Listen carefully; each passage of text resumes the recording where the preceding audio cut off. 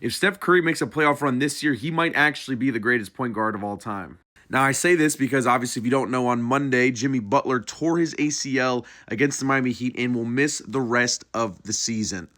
Now, what makes this interesting is we are about 2 weeks away from the trade deadline. And leading up until this point, the main talk around the Warriors has been what to do with Jonathan Kuminga.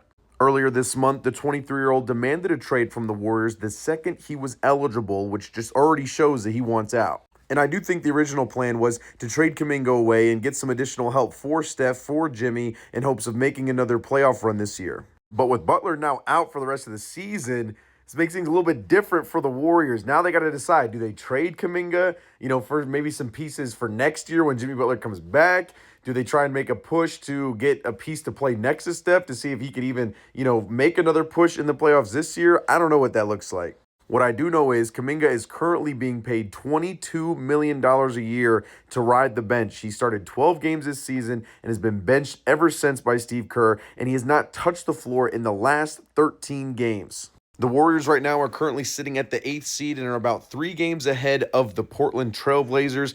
So they got to do something if they want to try and make, what's left of this time they have with Steph. And it doesn't seem like Kuminga is the answer. When reporters asked Steve Kerr if there was potential for him to now see minutes in the rotation due to this injury, he simply said, sure. All I know is I wouldn't want to be the Warriors GM right now. I wouldn't know what the hell to do. I mean, you've got the greatest shooter of all time facing father time. So, I don't know. I'm curious what you guys think, though. Does Kuminga get traded, and if so, where to? And does this trade even affect the Warriors' chances at making a playoff run, with an aging Steph Curry, with no Jimmy Butler? Let me know what you guys think down below.